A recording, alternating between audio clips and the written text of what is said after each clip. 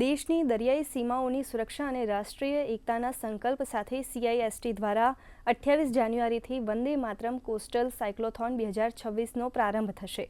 6500 કિલોમીટરથી વધુ લાંબી આ યાત્રા દેશના દરિયાકાંઠાના સુરક્ષા ચક્રને વધુ મજબૂત બનાવશે।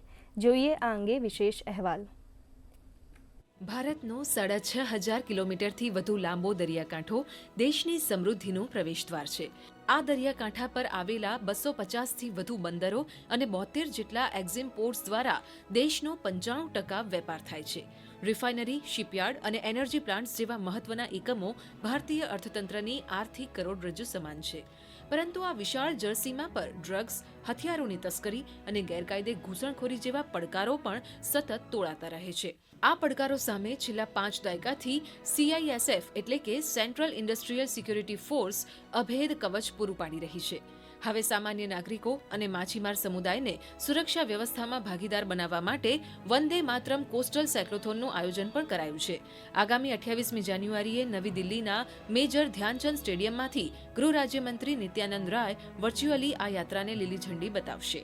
खास तौर पे जितने भी हिस्टोरिकल प्लेसेस हैं, जैसे कि गुजरात में द्वारका हुआ, कोणार्क हुआ, और जितने भी हमारे इकोनॉमिक सेंटर्स हैं जैसे गुजरात में सूरत है और बाकी बॉम्बे, चेन्नई और बहुत सारी हिस्टोरिकल और कल्चरल जगहों से गुजरते हुए जो वंदे मातरम का जो मैसेज है, जो फ्रीडम मूवमेंट के बारे में जो हमारा मैसेज है, वो सारा इन कम्युनिटीज़ तक लेके जाने का हमारा प्रोग्राम है। આ સાયકલ યાત્રા 2 અલગ અલગ છેડાથી શરૂ થશે।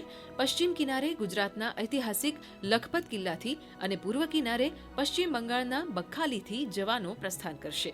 સુરત, મુંબઈ, ગોવા, હલ્દિયા અને વિશાખાપટ્ટનમ જેવા મહાનગરોમાં જનજાગૃતિ ફેલાવી આ બંને ટુકડીઓ 22મી ફેબ્રુઆરીએ કેરળના કોચીમાં એકત્રિત થશે। CISF का जो इंडक्शन है वो हम फॉरेन UN मैंडेटेड जो मिशंस होते हैं, जैसे हैती में होता है, उसमें हम भाग लेते हैं और अपना जो दक्षता है, अपना प्रोफेशनलिज्म जो है वो इंटरनेशनल स्तर पर भी प्रदर्शित करते हैं। આ ઐતિહાસિક યાત્રામાં 130 CISF કર્મચારીઓ ભાગ લઈ રહ્યા છે, જેમાં નારી શક્તિનું પ્રતીક એવી 65 મહિલા જવાનો પણ સામેલ છે। યાત્રા દરમિયાન સ્વચ્છતા અભિયાન અને સાંસ્કૃતિક કાર્યક્રમો દ્વારા એક ભારત શ્રેષ્ઠ ભારતનો સંદેશ ગુંજતો કરવામાં આવશે। कोस्टल साइक्लोथॉन की जो भूमिका है 2025 में जब रखी गई तो इसके पीछे का सोच ये था कि तटीय सुरक्षा एक राष्ट्रीय सुरक्षा का एक अभिन्न अंग है।